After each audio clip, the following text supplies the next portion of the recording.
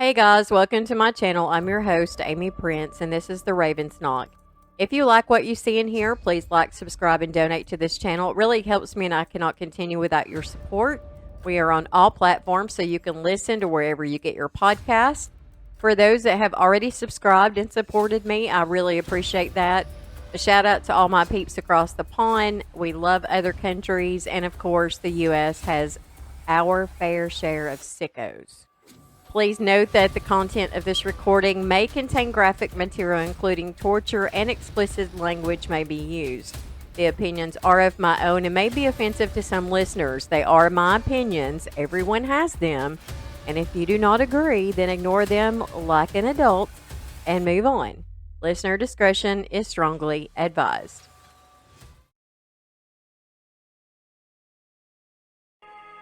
Hey guys, welcome to this episode on the Raven's Knock. I have my co-host here, Jamie. Hey guys. And we have got a very interesting story for you today. Again, it's one of those that are kind of out there, so I hope you have a good stomach. So I'll go ahead and get started.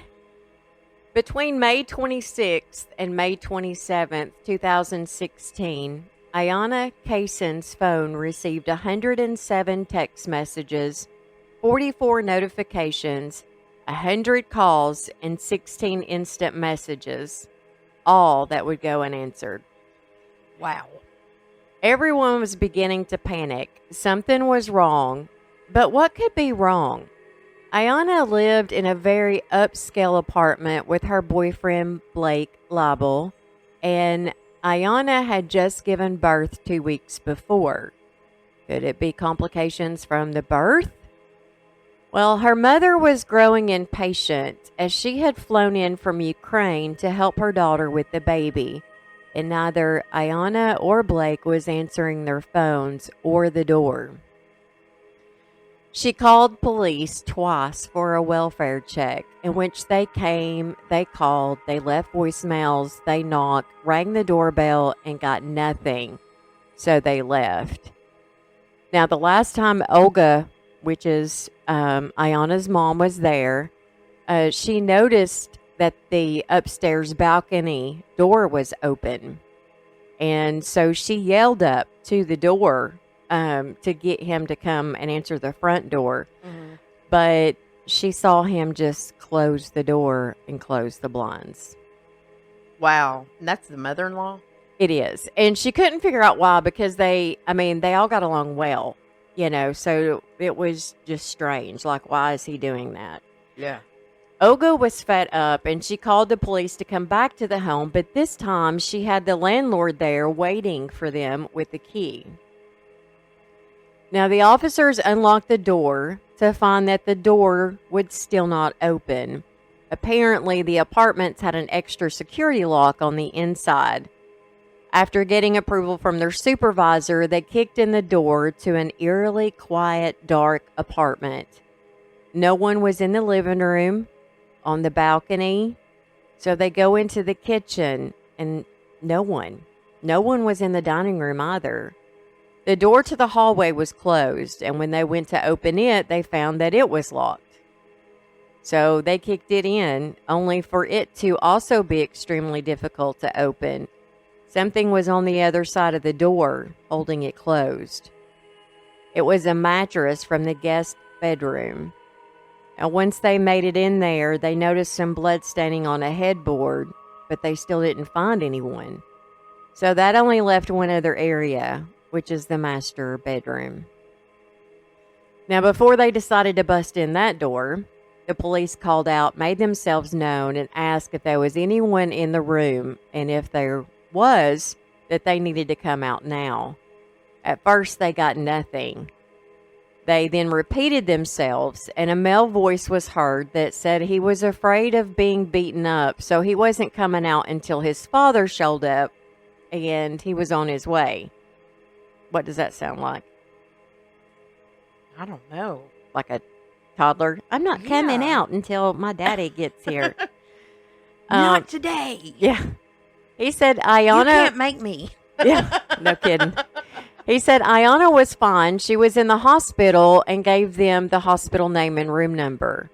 Now, as they were trying to verify this information, it wasn't long before a man appeared, but it wasn't his father, but a man that Blake had referred to as his father. He was actually his accountant and his mentor. His name was Stephen Green. That makes you say, well, what does that say about his dad? I know. My accountant is my father. Yes. So, y'all better not mess with him. So his name was Stephen Green, and Green stated that he had tried to make contact with Blake the month before, but he couldn't get in touch with him, which seemed very odd to him. And so when he got the call to come over, he came right away. So he was in the living room, and he used a cell phone to call Blake that was in the bedroom. Yeah. Now, an officer soon got on the line, and they talked Blake into walking out of the bedroom, and he did so wearing nothing but a pair of boxer shorts. Now, as soon as he came out of the bedroom, an officer screamed that the person they were looking for was lying on the bed. The detective heard his fellow officer and could tell by the sound of his voice that something wasn't right. It wasn't an ordinary finding, and they did come across a lot of deceased people, but this one was different. It took the cake? It did. He took a deep breath, not knowing what he was fixing to walk into, said a short prayer, and walked into the room. He was totally stunned and at a complete loss for words, and everybody just kind of froze for a minute. They were trying to make sense of what their eyes were relaying to their brains. What do you think they saw?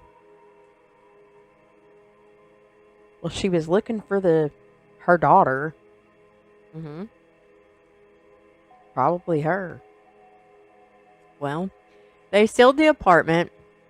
They called for the medics who were waiting downstairs. They came up and pronounced her dead at 1:02 p.m. They immediately arrested Blake on the spot.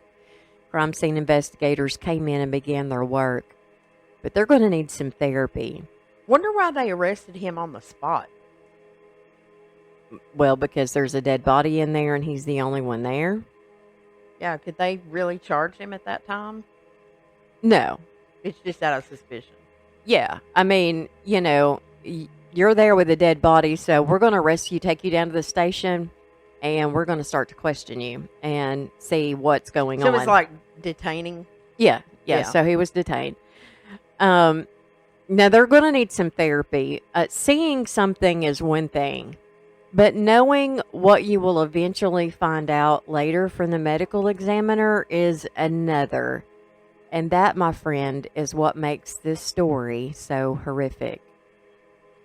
Upon entering the master bedroom, they noticed Iana laying flat on her back, naked, laying on a clean, crisp sheet.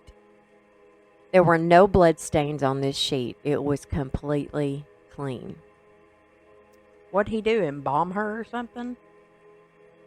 No. But just hang on to your panties for a second. Let me grab on to them. Yeah. Her scalp had been cut from the eyebrows all the way back to her hairline in the back of her head, and it was nowhere to be found. The scalp? The scalp. What? Yeah. So you can imagine when they walked in and what they saw.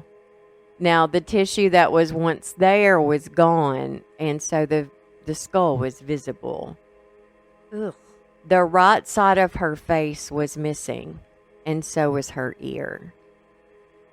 So you're looking at a woman who is missing her scalp.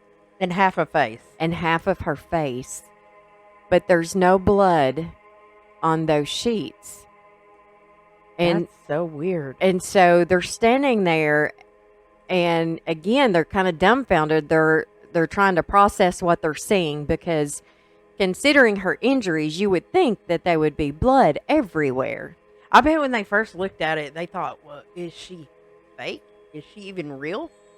Right, because everything was so clean. Yeah. The pillow next to her had an indentation in it as if someone had been laying beside her. Blood and human flesh were found behind the bed, and there was blood on the wall near where her head had been. A portion of her eyebrow was found on the floor near the bed, and there was some more blood found on a mattress that had been blocking that door in the other bedroom. That's why they couldn't get in the door. Right. That mattress that was blocking the door had belonged to the second bedroom. One area of that mattress also had a large blood stain. There was a clump of hair and a razor stained with blood in the trash can. Now, when officers had entered the apartment, they heard water running in the bathtub in the master bedroom, and once they got into the master bedroom, they went into the bathroom and turned it off. Bloodstains and hair could be seen in the bathtub and in the drain, and they later tested positive for blood. A green paring knife, like the ones they had seen in the kitchen, was found in the top drawer of the bathroom. The handle had blood on it, where the handle met the blade. The blood stain that they had found on the mattress was consistent with where her head had laid when he was cutting off her scalp. There was blood on a couple of towels, the floor, and the base of the curtains of the guest room. The drain in the tub of the guest bathroom, also had tested positive for blood, as well as freshly cut hair. Chemical testing confirmed the presence of blood that someone had tried to clean up in areas of the dining room, hallway, guest bathroom, and both bedrooms. The kitchen garbage disposal also tested positive for blood. They also found evidence in the dumpster under the trash chute located in the hallway about 20 feet from their unit. Now, they hit the jackpot when they got into that. In the trash bags, they found blood-stained bedding, towels, clothing, bath mats, placemats, a bed skirt with bloody handprints, human tissue, and an ear. DNA confirmed that it was Liana's DNA on the tissue, on the ear, and the bed skirt. Her blood was also found on the green knife, the master bath drain, the mattress in the master bedroom, and the blood found in various places of the master bedroom, including a diluted blood stain to the left side of the bed. Now, that diluted blood stain was a mixture from both Iana and Blake. Both of their DNA was found on the guest room mattress in the form of blood, and one that was used to the one that was used to barricade the door. Iana's DNA was found in blood on the headboard of the bed in the guest bedroom, the wall behind the toilet, and cabinet in the guest bathroom. So, just about everywhere in this house, there was either a piece of her, whether it was hair, tissue, an ear, or blood. But none on her person. No. How is that possible? You'll find out. Samples taken from Blake's left hand and fingernails also contained her DNA. There was dried blood stains all over the mattress that was under that clean sheet. So that's going to link him right there. The medical examiner testified that Iana was 30 years old. She was 5'4". She weighed 152 pounds. She had been deceased at least 24 hours before she had been found. She had died of blood loss due to head trauma that cut or tore several arteries and veins. Now, blood loss is fatal when you lose about half of your blood volume. Less than half remained in hers. Actually, so little that it surprised the most dedicated and educated of doctors. It wasn't possible to simply drain the body of blood. So you can't just cut into a major artery or a vein and drain all of the blood out of a human. You just can't do that. All the blood will not drain. So how does that happen? So, I'll try to get to that. It. I'll tell you how they came to that. But they still couldn't duplicate it. Yeah. Now, she had numerous cuts and slashes across her lower forehead, below the brow bone, and on the right side of her cheek, down to the jawline, and also the left side close to her ear. Well, the ear that was missing. A knife had been used to do most of this, but some tissue in the face had been torn away by hand, as well as some tissue on her scalp. So, like skinning a deer or something.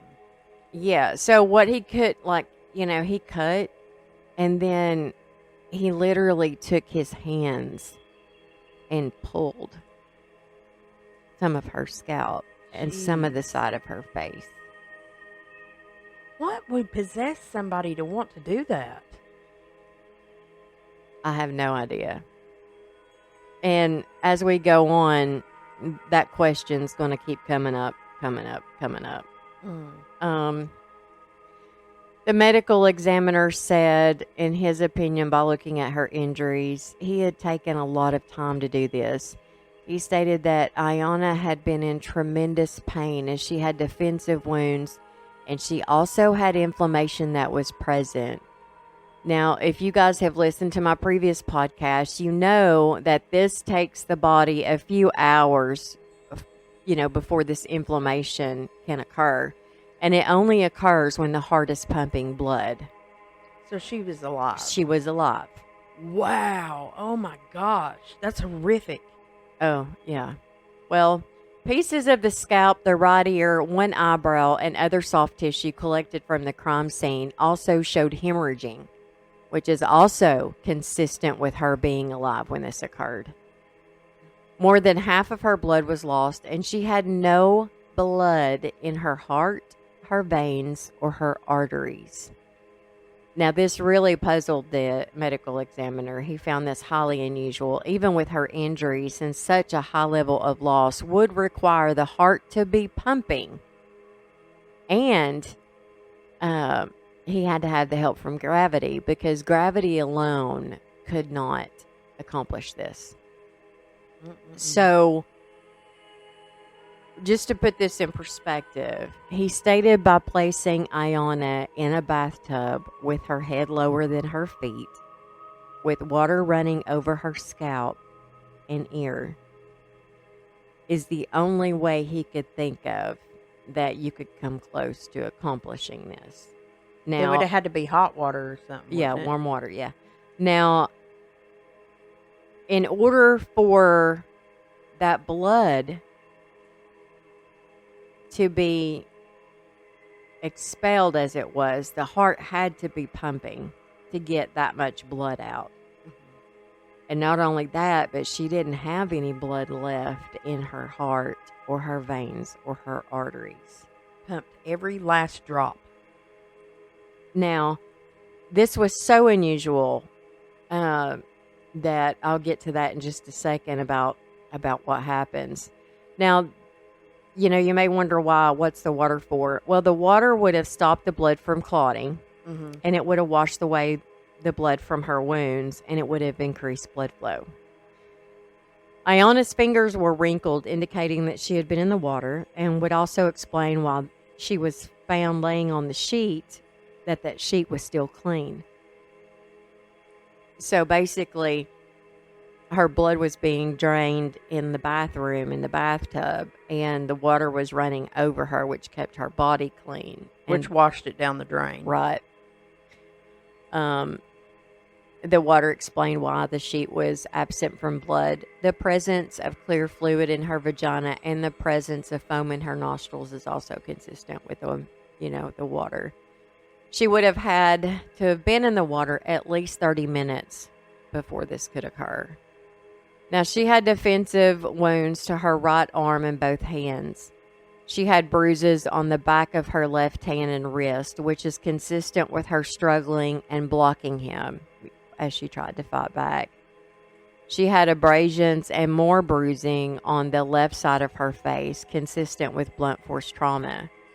She had abrasions to the upper portion of her neck and more bruising and abrasions on the upper arm, consistent with her being grabbed. She also had bite marks on the left side of her jaw and also her left bicep and fingernail marks under her jawline. So he bit her. Mm-hmm. Jesus. Yeah. Now, Dr. Michael Habib is an expert in cadaveric anatomy and fluid biomechanics. For those of you that don't know cadaveric anatomy, it's basically, well, a cadaver is a corpse, and anatomy is the study of internal structures in the body.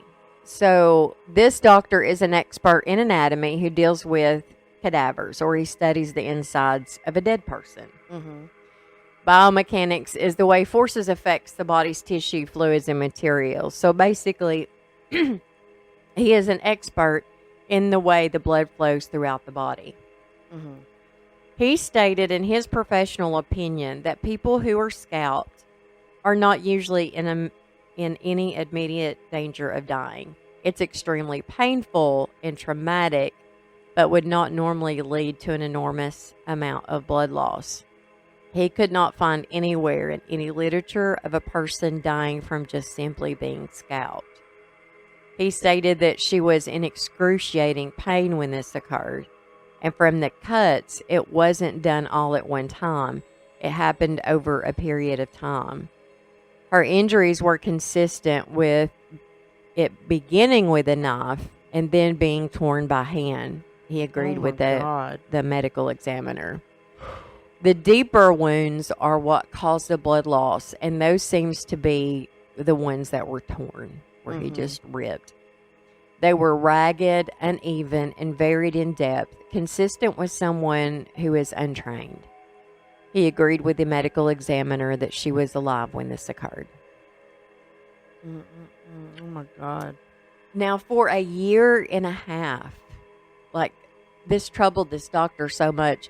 For a year and a half, this doctor taken and studied 70 donated cadavers to determine if it was possible to drain more than half the blood out of a body just for this case.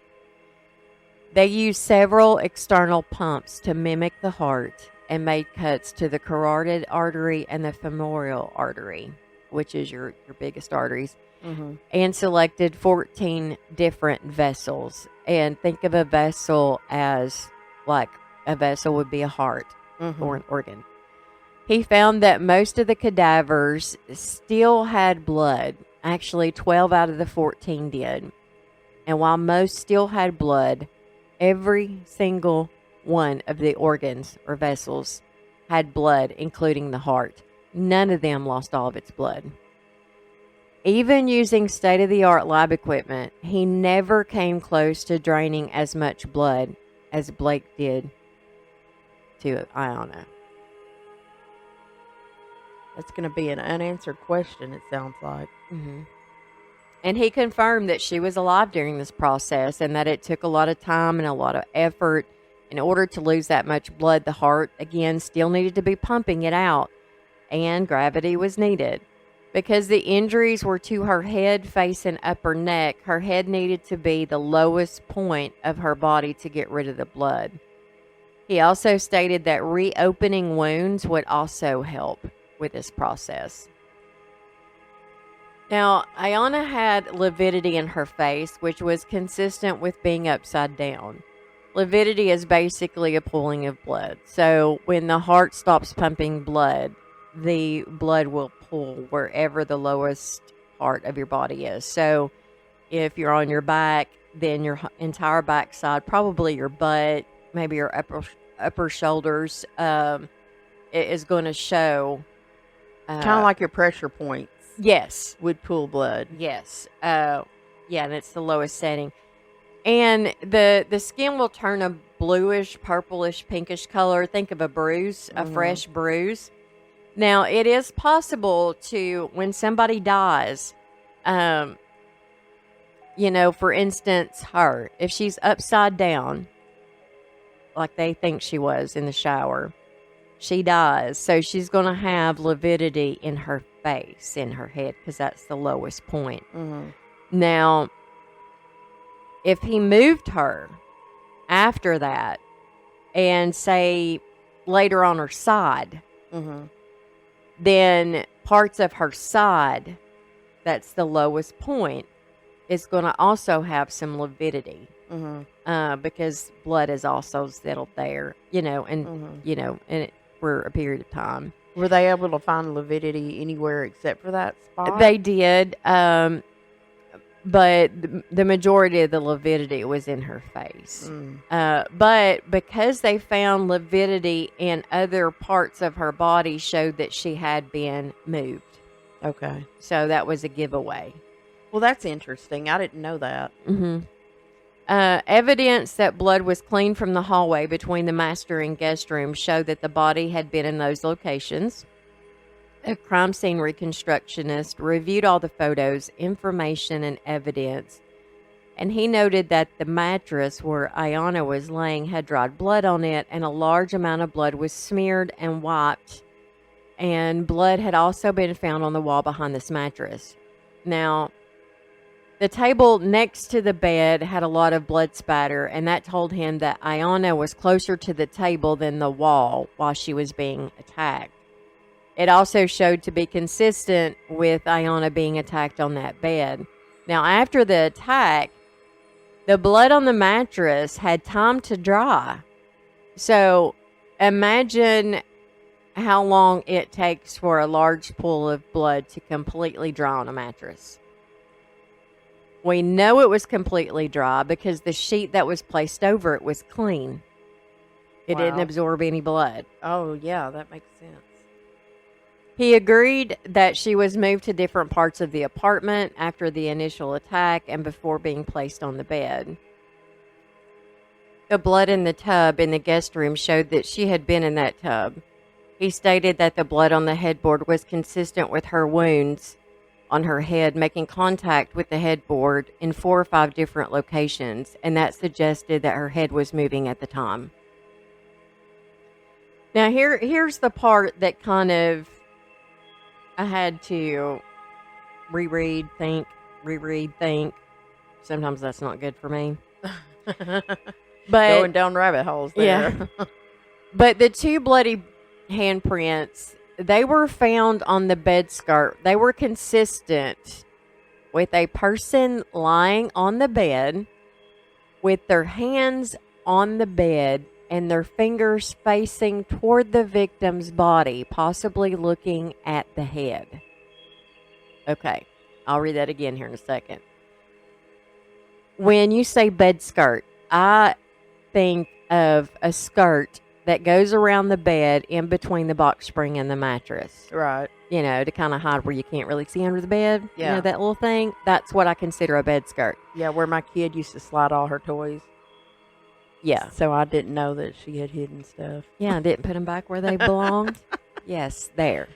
So my question was, if the person is lying on the bed, then in order for them to get their hands on the bed skirt, their fingers would be facing the floor. Wouldn't you think? You would think. So I'm thinking that this person, this crime scene reconstructionist, is probably a man that don't know what a bed skirt is. It's possible. I mean, it could have been the comforter. I mean, true. The reason why could have been the bottom of the comforter. Yeah, the reason why I'm saying the comforter is because if you're lying on the bed, and just think about this, you put your hands on the bed and your fingers facing the victim. So imagine the victim's laying on the bed. Mm-hmm. You're going to put both your hands down on the bed, and your fingertips is going to be facing the victim. And it said, possibly looking at the head.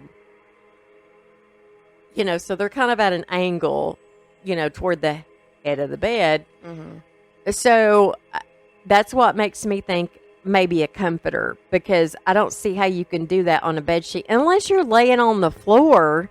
But then you couldn't really see on top of the bed, and that wouldn't make any sense. No, and if you Google bed skirt, it's the thing between the mattress and the box springs. Well, that's nice to know, because I learned a lot of stuff that what I thought was the actual thing. When I got to be an adult, I got embarrassed because that's not what you called it. Been there, done that. A drop cord. Go into Sears and ask for a drop cord. They look at you like you have 3 heads. Yeah. I had no idea it was actually called an extension cord. Yeah. Oh, that's not all. Insert foot in mouth. Yeah. There's being a redneck and not knowing any better. You walk into the Food City grocery store and go back to the butcher. And this young kid comes out. He was like, "Oh, how can I help you?" I was like, "Can you tell me where your fat back is?" And he said, "What?" And I was like, "Oh, God." I said, "Can you tell me where your fat back is?" I don't know what you're talking about. Wouldn't you have died if he turned around and said, "My back fat's back here"? Yeah, I know. I said, "I tell you what, do you have like an older person working?" He was like, "Oh, yeah, man, my manager's old." I'm like, "Will you bring him out, please?" And he was like, "Sure." So he comes out and he was like, "Can I help you, ma'am?" And I was like, "Yeah, I was wondering where your fat back was." And he was like, "Oh, it's right over here." It's an age gap. Yeah.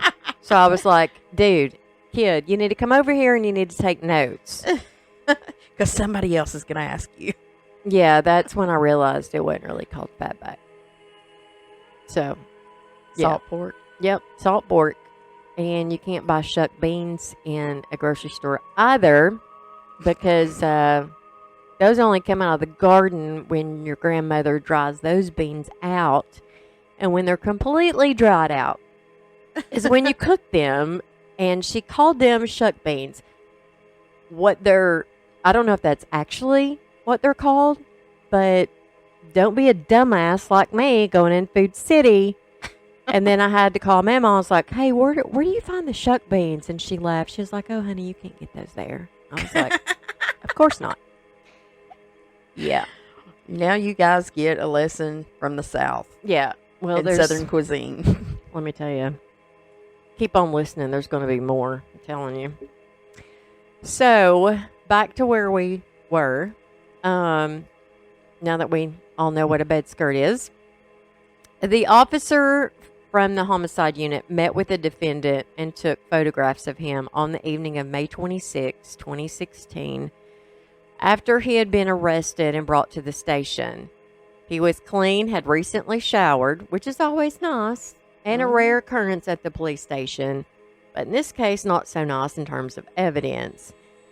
They listed him to be 6'3" and 210 pounds. He had severe bruising to both of his eyes running along the bridge of his nose, consistent with being hit with glasses on. So good job, Iana. Yeah, at least she got him a little bit. Oh, yeah, she got him. He had scratches to his left eye, long red scratches on his chest, a long scratch on the left side of his face. He had scratches on his neck, punctures caused by her fingernails, and an elliptical injury to his right bicep, consistent with a bite mark.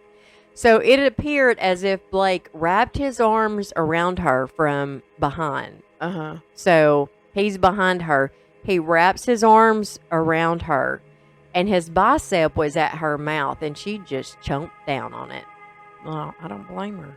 He was also missing the tip of his little finger. Now, they didn't say how this happened, but I hope to God Iana bit it off. Either she bit it off or she got a hold of a gun and got him with it. Well, I really hope she bit it off, because I think that would be a little bit more painful. Mm-hmm. He also had bruising to both shins and a bruise on the top of his right foot. Okay. Are you sitting down for this one? I happen to be sitting down. Yes. Okay. I don't think I could reach this microphone if I wasn't. Really? I guess I could. I could raise it up.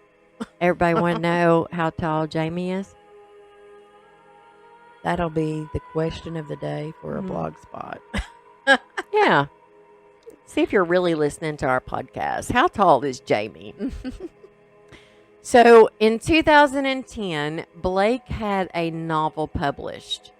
Now, the book was his idea, and he had to approve the writing, the art, as, he was neither an artist or a writer. Mm-hmm. He approached two men for this task that were professionals, a guy named Robert Ryan and his partner David Quans, I'm assuming how you pronounce that. Now, at first, Blake wanted this to be on TV, but the partner stated they didn't think it would be successful, but a novel might be. So they decided on the book. Now, Blake attended 9 out of the 50 meetings that they had, and they saw Blake about every 5 weeks or so. They would submit their work, he would approve or reject it, and eventually it was finished. In 2014, Blake bought out Roberts' share of the profits, and so he was now the sole copyright owner to his book. Oh, wow. Now, the cover of the book, they presented several art images, and the one he picked was a doll with the top of its scalp removed, as well as the skull, and it exposes the brain. So this is the final image he chose for the cover of his book. Well, isn't that ironic? Oh, yeah. But there's more. Now, the book itself was about a doctor who studied serial killers.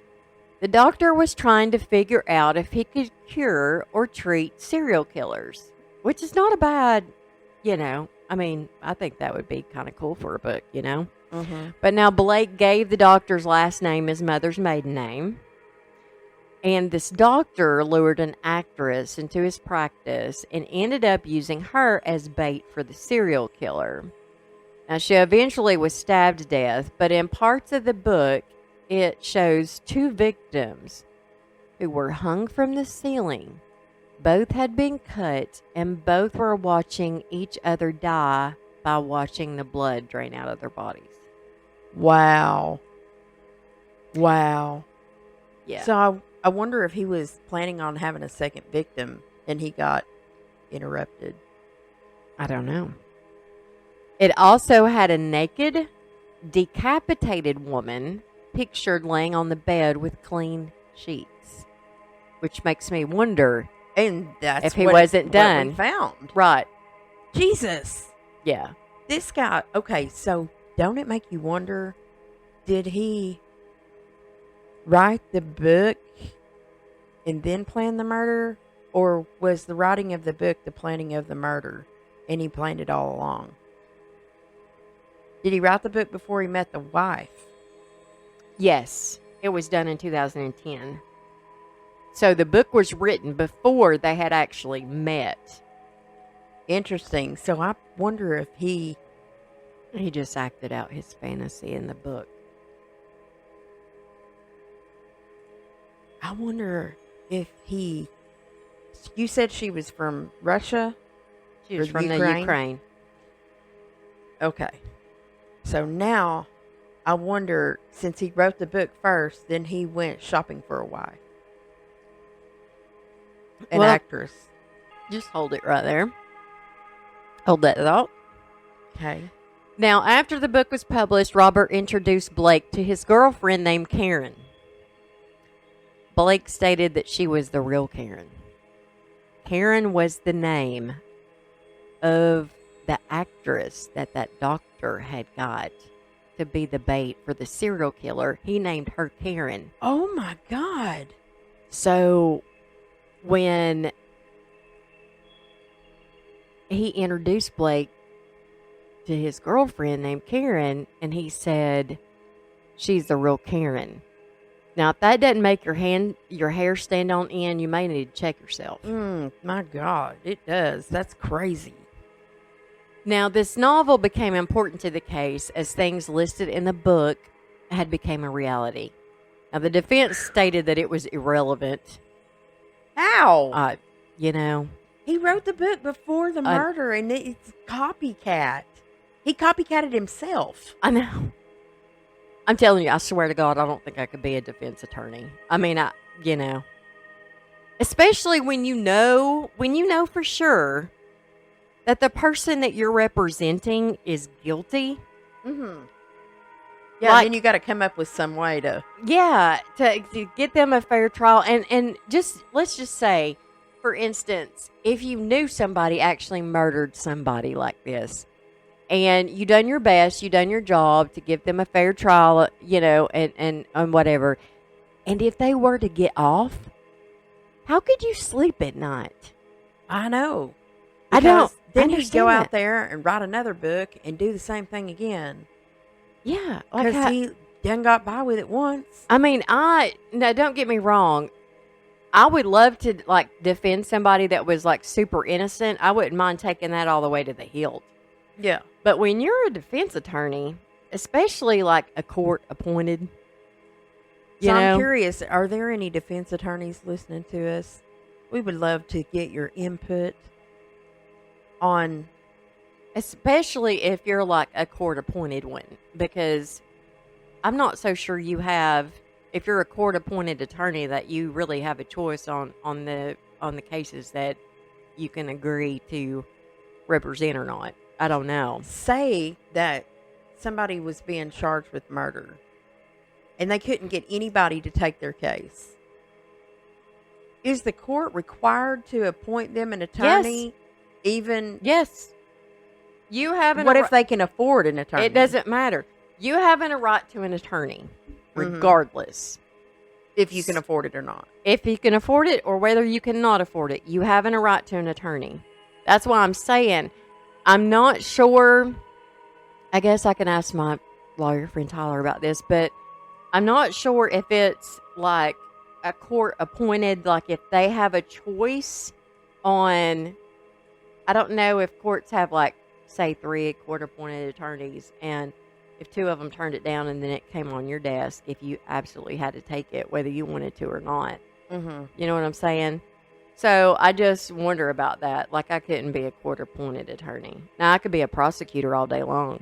Not bad. Oh God, yeah. I could be a prosecutor all day long.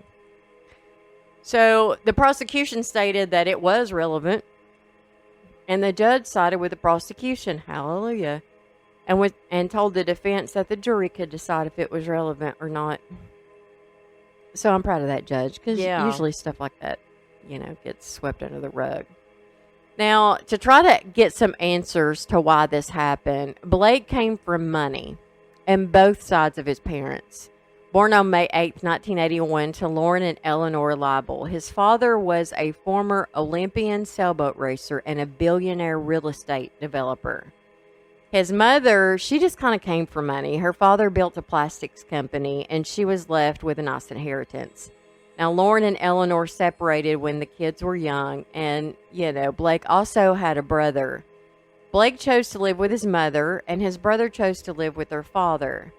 Now, Blake was afraid of their father and spent the majority of his childhood trying to make him proud. It seemed as if his father's favorite was his brother and not him. And his brother was very successful. Other than this, it seemed like they had a very decent childhood. I couldn't really find anything that proved otherwise. Mm-hmm. I do know that Blake was very close to his mother. Now, once they became adults, Blake decided to leave Canada and move to Hollywood. And his brother followed him and began a music business, as well as following in his father's footsteps in real estate. Now, just to give you an idea of kind of what Blake was up against in terms of his brother became the first 23-year-old to own a $1.2 million Ferrari. And he was described as a playboy, just like dear old dad. Now, Blake was described as more of a geek, and he enjoyed his electronics and video games growing up, and he began to start his career in networking. Now, he did make it and never hurt for money either, so, that's not an issue. He was described as super intelligent, almost too smart for his own good sometimes, and his network involved science fiction, psychology, and serial killers. Now, he had big ideas, but he always had a problem when it came to executing those ideas. He did work with some well-known famous people as well. Some people saw him as a con artist and a salesman, but most others found him very outgoing, funny, and fun to be around. In 2011, now this is a year after that book was published, he married his first wife, Amanda, and they went on to have 2 boys. All seemed to be well in the household. Amanda was a model, and he enjoyed having her by his side. Also in 2011, his mother was diagnosed with terminal brain cancer. She was dying, and this totally devastated Blake. She was this rock, and she was slipping away, and there was no amount of money that could prevent it. His friends stated that it was during this time that they had saw Blake start to change. One night while they were all out, he blew up and began shouting and cussing and berating everyone. He eventually apologized for this, and everyone kind of dismissed it because they knew he was having a hard time losing his mom, and he just had the birth of his first son. So a very stressful time. Now, his mother died, and she left her $12 million estate. And Blake thought that the majority of this estate would be going to him. But at the reading of the will, he found out that not only was this going to him and his brother, but also to his father. So he felt betrayed. He contested the will, but he lost. And then out of the blue in 2015, Blake files for a divorce. Moved out, got an apartment on Holloway, a very upscale part of town, and moved in a very beautiful lady from Ukraine named Iana. She was a lawyer and a model. And this totally shocked everyone because they thought, now, including his ex-wife, that things were fine.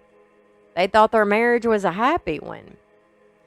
And Blake had been extremely stressed with the loss of his mother, the will, and then he found out that his brother was gambling with some very big high rollers, and they were shady too. In fact, a couple of years later, they would be arrested for financial crimes. But he was so worried because his brother owed them money that he couldn't pay back, and Blake just immediately thought that they would come after him and his family to get back at his brother. So he began to grow extremely paranoid and began living an erratic lifestyle. While he was married to the Ukrainian. No, they never did get married. Oh, they didn't get married? Yeah, that's when he was married to Amanda. It's like all of a sudden he divorces her, gets an apartment. Everything goes off the rails. Yeah, everything goes off the rails. He gets an apartment, moves in this other chick, and I don't know if he'd done that thinking that maybe his wife and children would be safe, and they would just come after him and this new chick. I don't know, but all this happened like at one time. He was paranoid about his brother. He divorces his wife, gets an apartment, moves this other girl in, and he was also seeing another woman named Constance at the same time he was seeing Iana. Wonder if he was trying to figure out which one was going to be his victim. That could very well be it. Now, Constance, she was a storyboard artist, and they had met years back, and Blake always had a crush on her. It was so bad that he used to follow her around all the time. Constance stated their relationship was strictly professional, but later would say that her and Blake were occasionally having a sexual relationship. The tangled webs we weave. Yeah, I mean, maybe it's me because I'm from Tennessee, but a professional relationship, the last I heard, didn't involve sex. But hey, maybe times have changed since I've been in the business world. Who knows? People described Constance as unleashed and with a volatile personality. Now, this chick is crazy. Well, no wonder why he liked her. He was a little crazy, too. He just kept it in his box. Yeah, he kept it in his pocket, didn't he? A little pocket of secrets. Now, Blake bought a house, and Constance moved into that house. Now, remember, Iana and Blake lived in an upscale apartment, not a house. He would refer to Constance as his fiancée or sometimes even his wife. But this only lasted 6 weeks and then it soured. However, Constance remained living in that house. But soon after the breakup, Blake served Constance with an eviction notice. He's like, get out. Yeah, he's done. But now, about a month after the notice, Constance filed rape charges against Blake. Ooh, was that... legit? No. When they came to arrest him, he fought the officers. They had to tase him. Iana goes and bails him out. Oh, gosh. Yeah. She shouldn't have done that. Yeah. But she didn't know. Yeah, I mean, it's we allegations, don't think she would know, you know? Yeah. Now, Constance also begins talking to Blake's ex-wife, Amanda, and they had one thing in common. They both hated Iana. And Constance was determined to get her deported. But Amanda, the ex-wife, was more concerned about Blake's mental health. Since his mother had passed, he had begun to cut everyone from his past out of his life. And soon after, Amanda began to get tired of Constance and didn't like it when Constance admitted that the rape charge was something she had made up to get back at him. So Amanda began to distance herself from Constance. However, Constance wasn't having it. She left threatening voicemails, threatened to kill herself if Amanda didn't talk to her. Amanda found out that Constance had been following them home, had written about them in her journal, and had 2 enlarged pictures of her and Blake's boys. So she filed a restraining order against her. Wow. Yeah, I'm telling you, Oh, and there's so much more drama with that girl. I'm telling you, but I just left all that out. Iana was born in Ukraine on January 27th, 1986. Her father was a laborer in the Navy Yard, and her mother was in healthcare. She grew up and attended and graduated from law school, and in 2014, she moved to the U.S. and began modeling here. She had no idea of the horror she would voluntarily enter into at the hands of a soulless, heartless, evil man of whom she had fell in love with. Iana told her mother that her life wasn't as blissful as it appeared. She loved Blake, and she thought he loved her too, but he did have his flaws. Granted, everybody's got their flaws. He enjoyed smoking marijuana, and sometimes he would smoke the synthetic kind. He would also eat hallucinogenic mushrooms. But he did buy her a brand new Mercedes SUV, took her on many vacations, and was good to her. He would tell her how he was going to marry her and how they were going to buy a house and live happily ever after. Well, their friends stated they sounds like grooming to me. Yeah. Their friends stated that they both seemed to be happy and in the new stages of love. In 2016, Blake and Iana went to Hawaii on vacation. And guess who hired a PI to follow them? Oh. Constance. Yes. She was becoming obsessive. And again, there's just so much drama with her. Did they try to bring her in as part of the murder suspect or anything? No. They didn't even go that route? No. Blake and Iana they had rented another high-scale apartment for Iana's mother, Olga, because she flew in from Russia to help with the birth of the baby. They were all excited. On May 3rd, her mom's birthday, she gave birth to a baby girl. Everyone was elated. Well, almost everyone.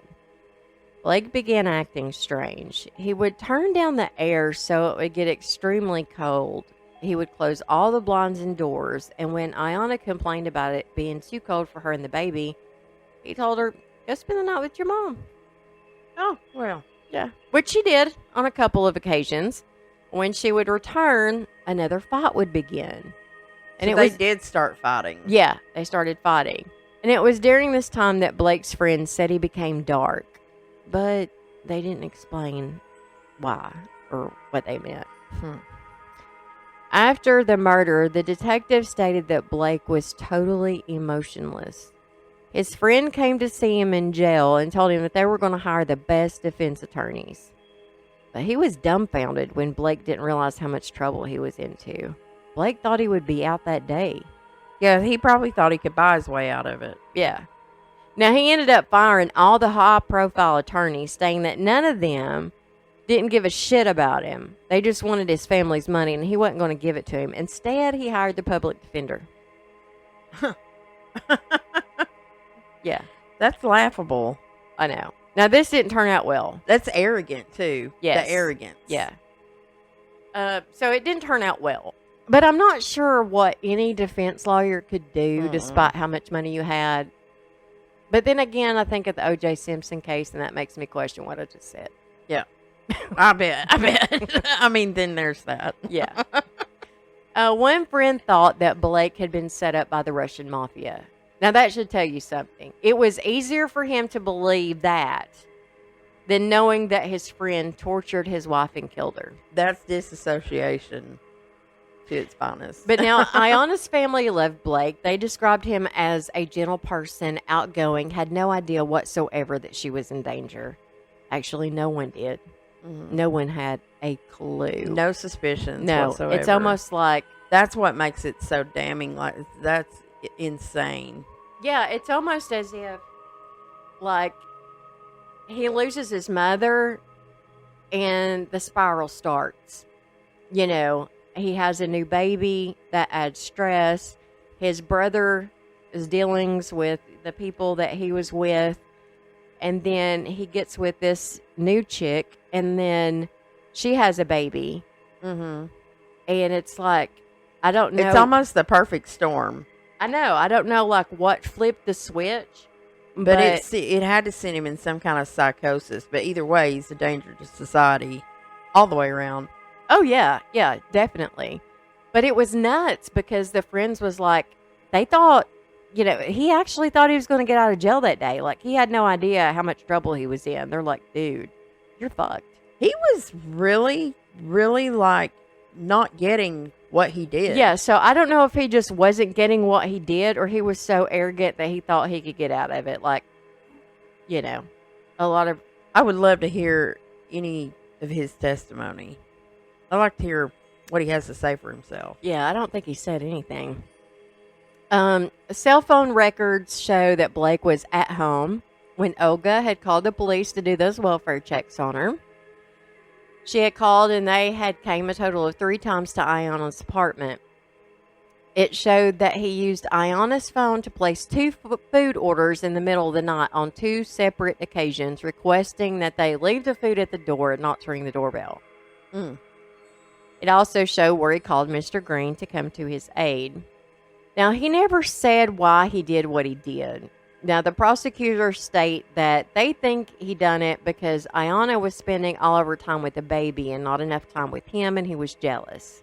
I don't think that. I think he planned this crap, man. Yeah, I think he groomed her. He lured her. He married her. He didn't marry Or, her. well... Was going to marry her. Yeah, was going to marry her, but it lured her with the possibility of marriage and just, like, made himself out to be this perfect rich guy. And she thought she hit the jackpot. And, I mean, she probably wasn't hurting on her own either. No, she was what gorgeous. She did. Yeah, and she was know? Gorgeous. I mean, she could have had whoever she wanted. Not only was she gorgeous, but she was also educated. Yeah, and so he came off like this really eccentric. He was a different kind of rich guy, you know, and he was creative, and she was probably attracted to that. And it was the perfect storm. Had to be. Yeah. You know, but I just feel like in my gut that dude planned this. He wrote a whole novel about it. Yeah, I mean, I honestly think that it was something that he has wanted to do for a long time. He knew it was wrong. The best way he could live out his fantasy was a book. And he probably really loved his wife. Yeah, that's probably why he left her. Yeah, because he wanted to act this out. Because he had the urges to act it out, yeah. Now, these are our speculations. Right. That's my personal opinion. Like we said, these are our opinions. Yeah. But I honestly think that he just got the urges was so strong it would make sense why he would divorce his wife because that's the mother of his children. But now she also was a mother of one of his his baby. Yeah. But I wonder if that baby was ever part of the plan. Probably not. And I honestly think that he didn't have the attachment to her as he did his first wife. So that would have made it easier to disassociate with what he was doing. Yeah. What he did. God, it's giving me chills right now. Yeah. Like I can feel it going up the back of my neck. Ugh. Yeah. But now, we don't know why. And unless he ever tells us, we'll never know. Right. But in court, he was found guilty on 3 of 4 counts. He was guilty of aggravated mayhem, torture, and murder. Now, the assault with the intent to commit a felony was dismissed. The case did have special circumstances, and on June 26, 2018, he was sentenced to life without the possibility of parole on all counts and a 2-year consecutive term for the deadly weapon. You mean he didn't get the death penalty? No. Why? I don't know. I don't know why they didn't pursue that. He also has to pay restitution. And their baby girl lives with Iana's mother, Olga, and her sister in Ukraine. Her mother had to miss Iana's funeral because she had to be in court to deal with the man who took her away. Oh my God, are you kidding me? No. They couldn't reschedule that? I know. That's the really sad part. You know. Yet again, one more piece of injustice. Mm-hmm. But that wraps up this episode of the Raven Knocks. I hope you enjoyed it. Please like, subscribe, and support the show. Thank you for those who already do. I appreciate it so much. We also launched a new website. If you go to www.southernsassproductions.com, you will find us there. You can also email us. We are going to have blogs posted in the future. And hopefully one day we'll have some merchandise if we can make a little money. Yay, we've been working hard on it. Yes. So until next time, you guys stay out of rest stops and be safe. Stay safe, guys. Peace out.